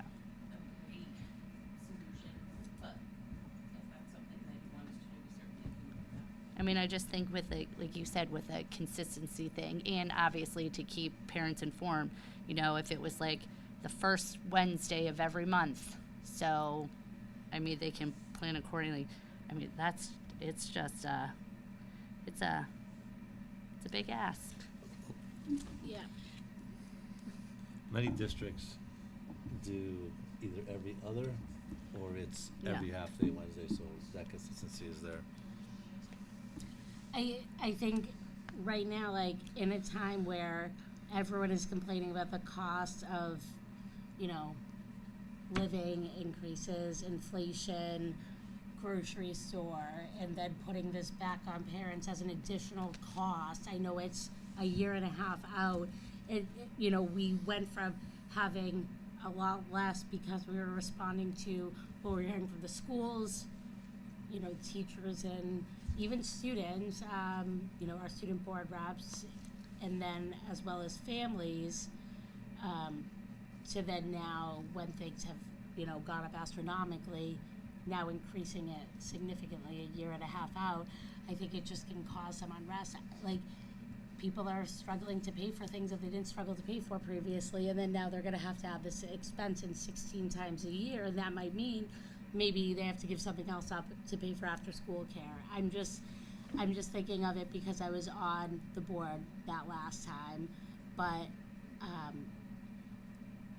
I know the PDEC, right, your PDEC committee is in favor of it. Have you guys heard from the union or the teachers? They're in favor of it. Everyone is, And anytime you ask teachers, they're like, are we ever gonna go to every Wednesday? They laugh and say, no, we're never gonna ever. We even actually tried looking at putting it like all of September, October, November, all Wednesdays then, and then not do anything in the winter because of the weather, and then do the end, and we just thought it ended up being too much time out. well, I think there were two different things. I think the Wednesdays were half days for them to do work because of COVID and the increased demand, but I think the PD is structured professional development that, right? Those are the, yeah. Because I remember when they were asking us to keep the Wednesdays because they wanted that extra planning time. We didn't even have students who, So the teacher, asked for it. well, of course the students want it. They get a half day, I would too. Right, but we went to, presentations that kids did in their social studies classes last year, and one of them did that with a lot of research behind it to kind of share with us what the benefits for students. What's the rationale for most of these days, half days being on Wednesdays? So it helps a lot, it helps a lot with, parents to have the Wednesdays as a consistent day, to be able to do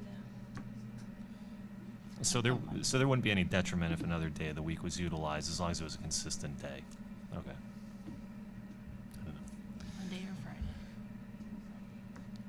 I'm just going to bring up a point that was brought up last year and usually gets brought up every single year, but you know, I know that there's some parents that have concerns about having the schools open for referendum voting on the last Tuesday of April and May.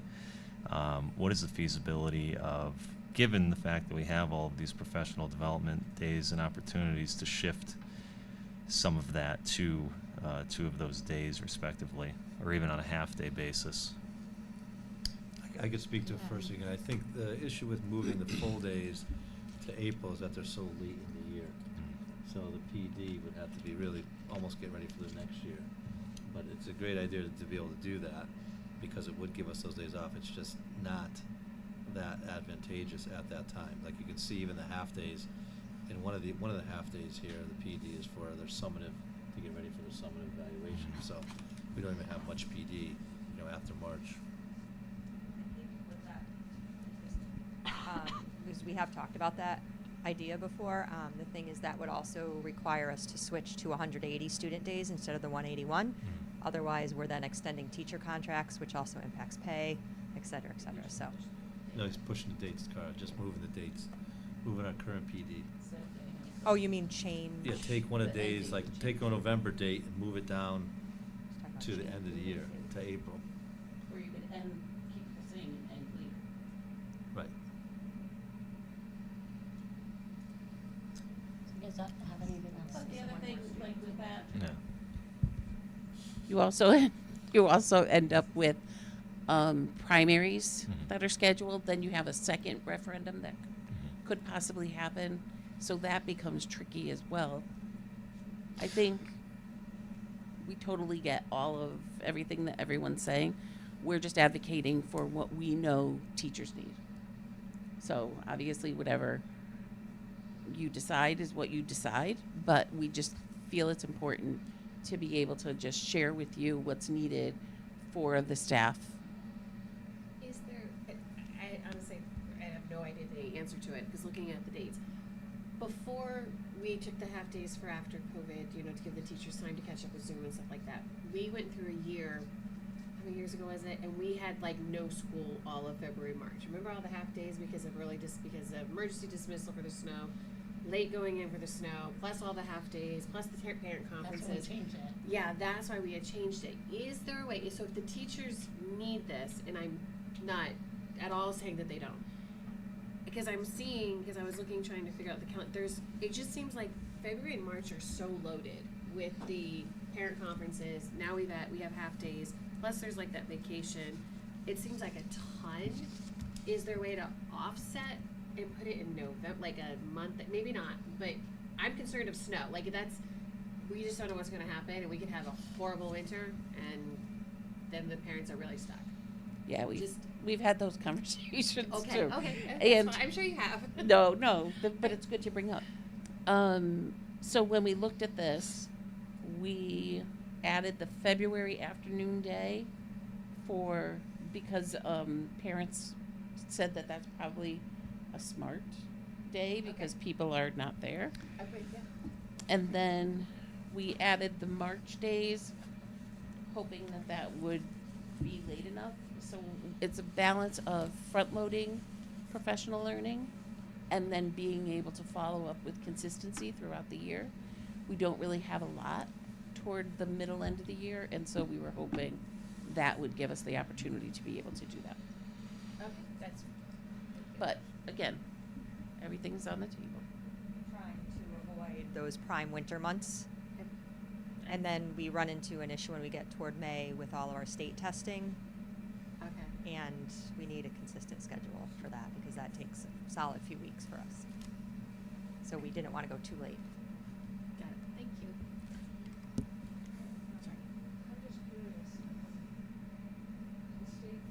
Mandates these professional development days, correct? I mean, they basically ask you to ensure that you do them, right? Is that these? So there's legislation every year that we're mandated to do. Oh, okay, Yep. so do they in any way give you any advice as to how you're supposed to fit that into a school year? I'm just No, curious if they give you any, I don't say that, I'm not trying to be, I'm just saying that, you know, they put it so much on your plate, and then there's only so many days in the year that they expect you to put this all in, and then they keep adding more to it. I was just wondering if they had some way of advising you as to how you're supposed to incorporate all of this into your school calendar without having student, learning loss. Each year, the legislation comes out with required trainings for staff, whether it be, the past year, it was paraprofessionals needed 18 hours. They mandated the training. There was no additional funding for it. We had to find the time and the resources to pay. But that's the way it works. So as we shared this evening, the trafficking PD is now required for all staff. If you serve on a committee, you have a 2-hour training, I think it's 85 minutes, but training that you have to have, you serve on any interview committee. The legislation comes out and we have to follow that legislation to be compliant. There's no additional funding, there's no suggestions of how to do it, and so there's a lot of pushback with it comes from the state, No, I but know that. I know. it's a lot of pressure. an imposition on the district to find the time and the resources to pay for it.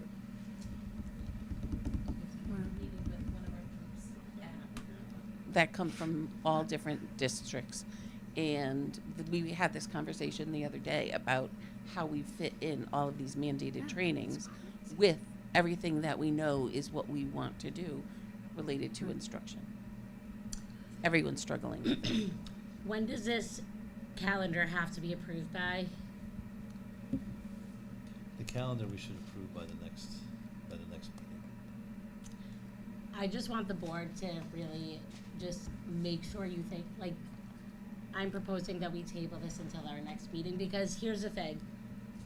We made this change, then, you know, however many years ago, then we make this change again, and we are gonna be the ones around the table hearing it from the parents who are then upset, right? They're gonna say, you know, we voted for you and X, Y, Z. Because I know the last 2 times before when I was up for election, people would say that to me. What about all these half days? That was one thing I did hear. I'm not saying, you know, one way or the other, but I just think that jumping in and taking action really quick on something that we don't need to make, you know, a decision on right now. I think a lot of us have learned when we jump in and just make a decision just to move things along, sometimes it can come back on us, and I just want, whenever it sits down to vote, to make sure that you are okay standing by that vote, if, you know, whatever way it goes. Anyone have anything to say about that? If you guys want to, however we want to handle it, that's my opinion, that's just my perspective. The time is needed, but I can definitely share with Julie's perspective that, you know, it's conversations that we had about parents are not exactly thrilled about the early release days and the imposition of clauses on them. So, but the time is needed somehow for the training, and whether it's a reduction of the number of days, you know, whatever we can do to get some time for the training. The worst thing to do is to try to hire subs when they're not available and then release teachers, which is instructional time that's being lost for this type of training. Yes, you're losing instructional time in a shortened day, but it's not at the same magnitude of losing a day, and now you're having a sub who's not. So I just ask for your consideration. I think over the next week, as you think of questions, if we choose to table it, like you send them, we compile a list of questions, we get answers, we continue the discussion. Is anyone opposed to tabling this item? Does anyone, do we vote, or do we just say we table it, right? Just table it.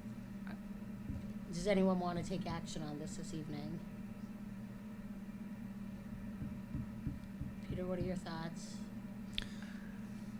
I don't have any thoughts, other than, yeah, we should table it.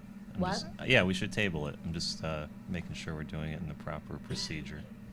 Melissa? I would agree, table it, give it some time now that it's talked about. Hopefully those listening in, you know, so if any questions arise, they have the opportunity to ask them. What do you guys think down this end? I think table it, my opinion. You know, I just want to make sure that, you know, we have the information we need just to make that, because I think also since this was on the agenda before the other one, it made it also a little more confusing. Okay, we'll put it on the next agenda by next Monday. If you can send me any questions you have, even our student board reps, I know you don't vote on it, any questions you have, and then I'll send them to Brian and his team, just because I want to just make sure that you guys all have the opportunity to explore it, because, you know, we're representing the greater community. What? There's no vote? We don't vote when we table it. Right. No, Okay. just table it. We just table it. Okay.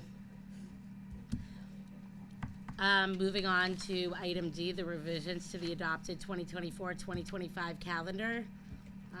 Would you like to share with that?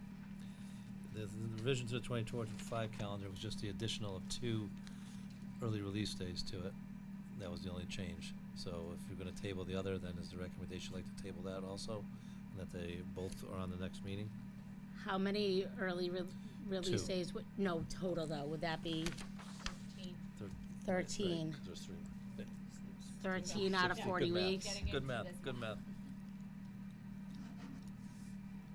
I recommend we just table it, just because I think it's always better to have it public facing, give it time, see if anything comes up.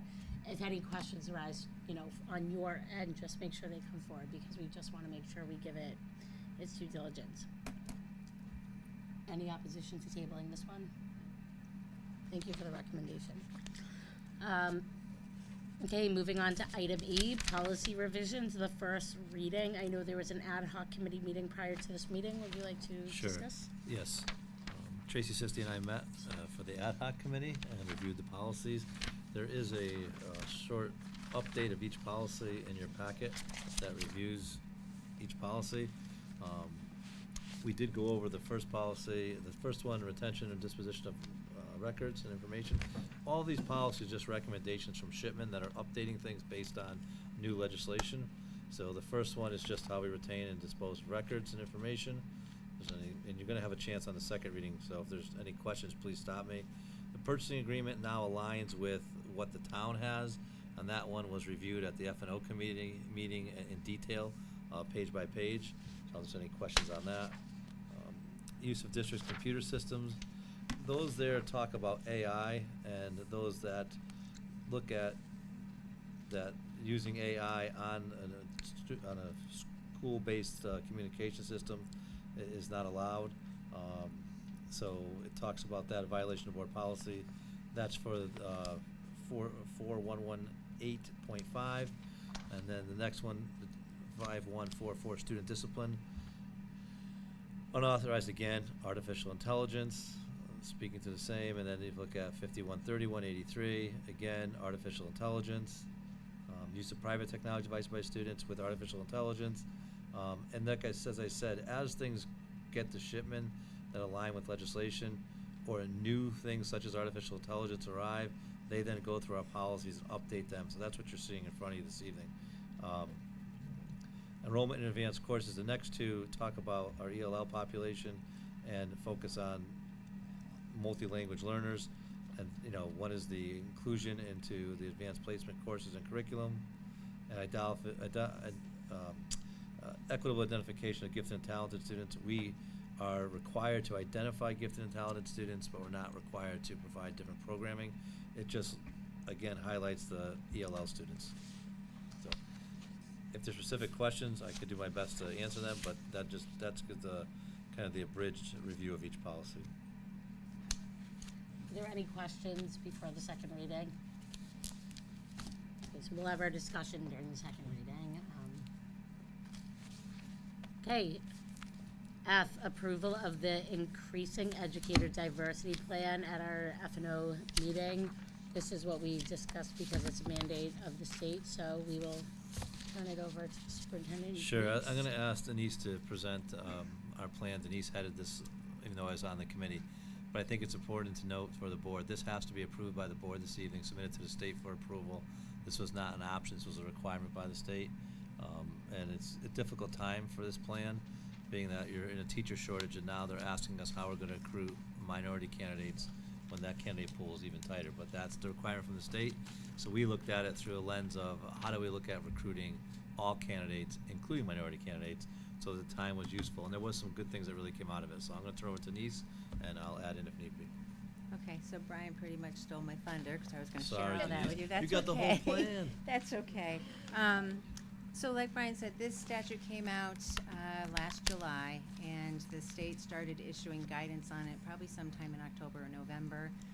We attended several online presentations on how districts are supposed to create this plan. They gave us a template, I think, sometime in January. So the template that you saw in Schoology is the template that was provided by the state in terms of how we're supposed to submit this plan. They asked us to assemble a team, establish a vision, create a theory of action, and develop a plan for recruiting, hiring, and retention of diverse staff.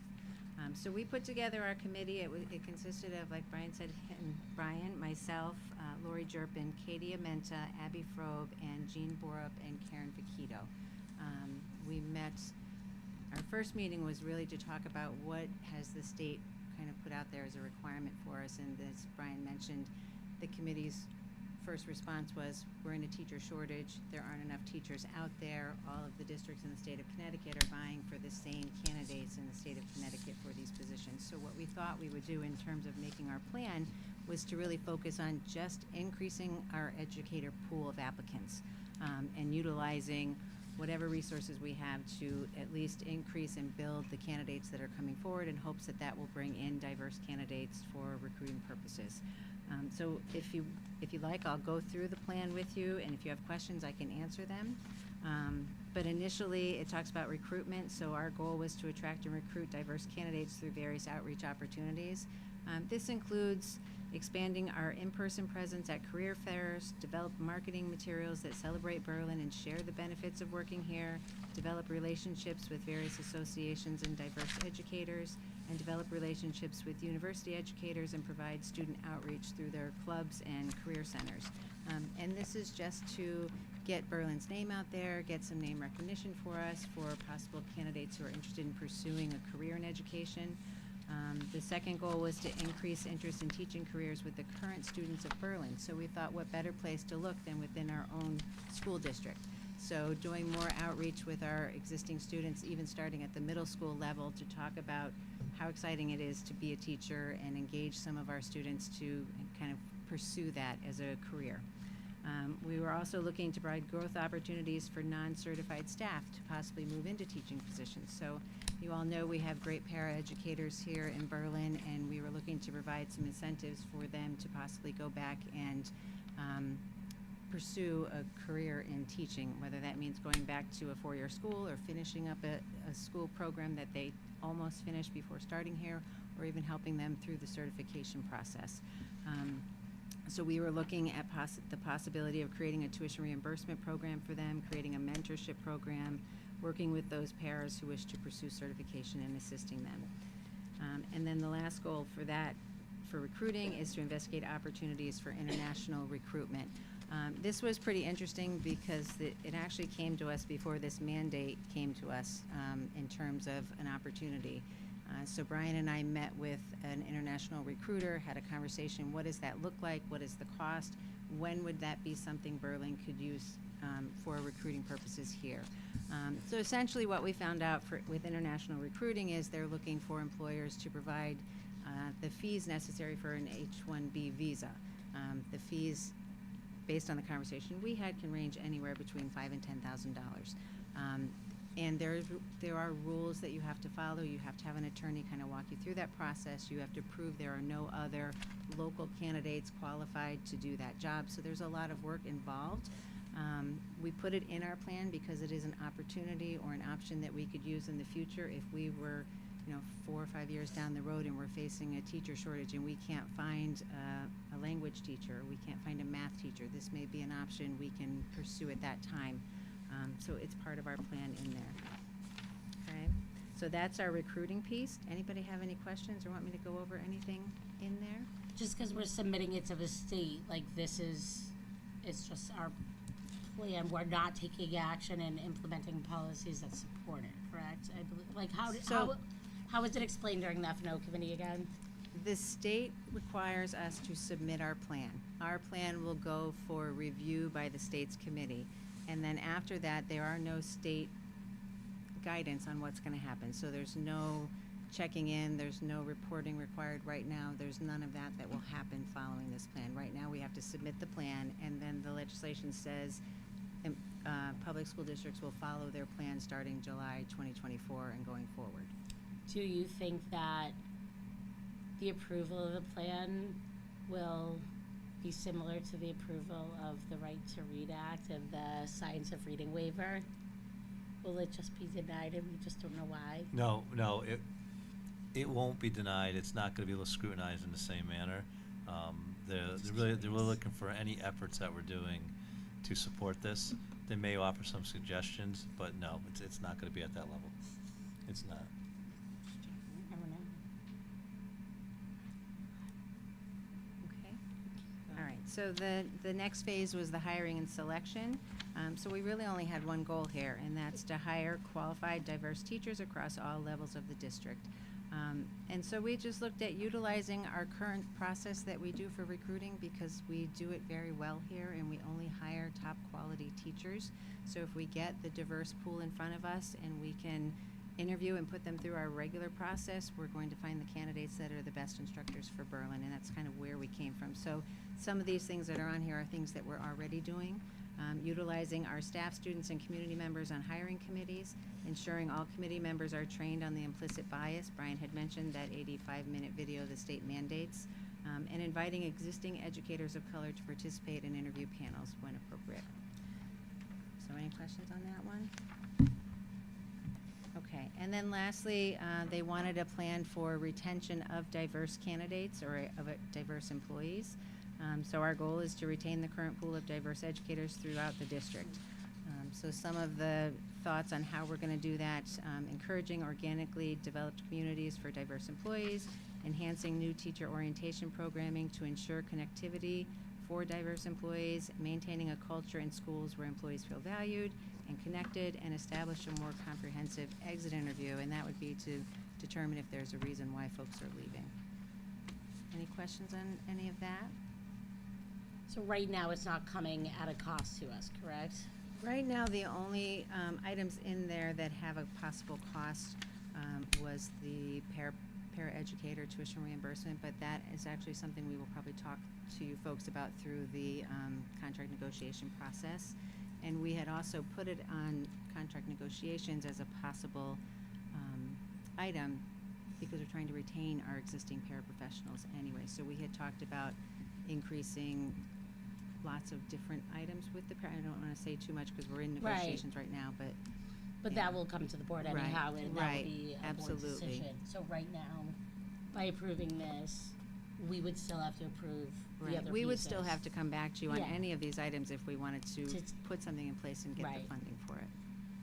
The important part is the state is requiring board approval for any district, so that's why it's in front of you today, because there was, anytime we approve something as an entire board, we typically bring it to a subcommittee first. We chose the F&O only because there could have been financial implications, and that's why, and we spent, probably a good 30 minutes or so going through the plan in more detail. So, actually, hang on, sorry, just to make sure we're following the right way to open it up for discussion, and we probably should have done this. Can we have a motion for consideration? Sorry. Superintendent to submit the plan to the Department of Ed on or before March 15th of 2024 is required by statute. Also to authorize the superintendent to make any necessary plan revisions after the formal review by the Department of Education. Motion by Peter, do we have a second? Second. Second by Jen. All right, Jen, go ahead with your question. We'll open it up to discussion. I'm just wondering what our current numbers are, and do we have an internal goal of how much we would like to see that increased? We do not have an internal goal. We would like to increase it as such, but we're also looking at it, viable candidates, and not lowering the standard based on meeting a plan. So, and do you know, I don't know, it's low. It's low. Very low. It's below 10% of the teaching staff. It's probably more like, I believe it's like 4%. So I used to work for the state ARC program, the alternate route to certification. This is something that came up every year in that program with the candidates we would bring in and accept. And, our minority candidates were getting job offers from everywhere because they were so limited, and I remember, this has come up with CABE probably 6, 7, 8 years ago, and the state has had to take action around changing praxis test scores and certification requirements. Like a number of different things have had to happen before we even got to this point, which still really hasn't necessarily brought in more candidates, minority candidates, but now it's falling on the districts. I think the biggest implication here is the lack of candidates in the pool. And then I think that goes to the certification component at the state level, and we are one of the more rigorous states to get certified, especially if you look at the surrounding states around us. But then also, they're not bringing the minority candidates into the programs, so then we're not seeing them in the schools. And then I know one study that was shared at one point, whether it was through ARC or CABE, the minority candidates who had considered teaching chose professions in other fields that were higher paying. I don't remember what study specifically that was, but that one rings a bell. and I know ARC was doing a number of things like veteran recruitment. Like they were really trying to bring lots of different, going down different avenues. So this is just, I think, a much bigger systemic issue within our state. Certification policies, our certification, standards are really tough here. It took me a long time to pass the elementary school praxis. Failed the sub-test multiple times. So I think it drives people away. So whether we're looking at it as a Berlin issue, we don't have this, or we're, addressing the issue that this is a state issue. I don't know, does anyone else have anything they want to add? I'd like to say to that point, Denise and Lily made it clear that it's not what I thought it sounded like to me was like an affirmative action kind of an ordeal with a quota. But they reassured me that no, that qualifications and merit would never be compromised. So that was something that I needed to hear and be reassured of. So. I could share one thing with the entire board that I shared with the subcommittee. A few years ago, the state, was actually through ARESC, put together a program where you would hire a minority candidate when they were still in school. And it was brought up to the board, but you had to hire the individual, not to be a substitute teacher, but to actually work with the teacher in the classroom as almost like a paraprofessional in that room. You'd have to pay for that teacher while they went back to school to finish their certification. You'd have to guarantee them a job for at least 3 years after. So at that point, the district didn't feel spending roughly $30,000 a year on a paraprofessional in a room that couldn't be used as a paraprofessional. They had to actually be a teacher assistant. And then to guarantee someone a job without them actually teaching put the district in a difficult situation to guarantee a job without seeing that the person's actually working. And there are some districts using that model, but it's not everyone across the whole state. And that was probably 2-3 years ago it started. And one thing I do really value about Berlin Public Schools, and I've known this as long as I've sat on the board, when it comes up every budget season, we always try and go for the best possible candidate. Absolutely. Yeah. And we have really good teachers here. So, we're trying to fight an issue at the state level that they need to address through their routes through certification. But I support the plan, but I don't know if anyone else has any other. Yeah, as long as the quality of candidates is not compromised. That was reassured to me, so. We promised that we will still provide the rigorous process we put every new teacher through. And there, we Right. do have a very rigorous process. I know Carter Right. went over it in our subcommittee meeting. But before you can be a teacher here in Berlin, you get vetted through many different areas. Anyone else have anything they want to share before? Okay, well, we have to take action on this, so all those in favor? Aye. Opposed? 2, 4, 6, 7, 0. Okay, thank you. Thank you. Thank you, Denise. Thank you, everyone who worked on that, putting that together. I know it took a lot of work and time, so now you can send it off to the state. All right, and next item is our consent agenda. Do we have a motion for consideration? I move to approve the consent agenda as presented. Do we have a second? So motion by Melissa, second by Jen.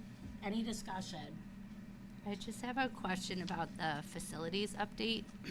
I mean, I'm aware of, especially the science lab, the classrooms at McGee and the security, but I was just curious to the reasoning for the new location for the athletic department office. Sure, I can speak to that. So when the athletic department office was originally put in, it was a room above the weightlifting room. So right now, the athletic assistant and the AD are in the same area, and it is so small you can't even fit a chair to get in there. So the AD and the assistant are like this. So the relocation is to grant more space so that when the AD AD can't even meet with a coach in there because the assistant's right there, so it's just to get more space for the AD. Okay. It's almost like it'd be fine for one person, but for two people, it's difficult. We originally thought if we opened up a wall and made the training room a little smaller, Katie was able to find space that's already there, so it just needs to be outfitted with furniture and painted. It doesn't need to be like walls moved and things, electrical and all that, so it shouldn't be, it's a cheaper, less expensive way to do it and still meet the needs of giving some space. Any other discussion? Okay, all those in favor? Aye. Opposed? 7-0. One last item. Do we have a motion for consideration? Motion to adjourn. Second. Second. So the motion by Peter, second by Melissa. All those in favor? Aye. Anyone opposed? Okay, 7-0. The meeting is adjourned at 8:20. Thank you everyone for a great meeting. Have a wonderful night, and I'll send a reminder to send me your questions about the dogs and the calendar and everything else. Happy Daylight Savings Time.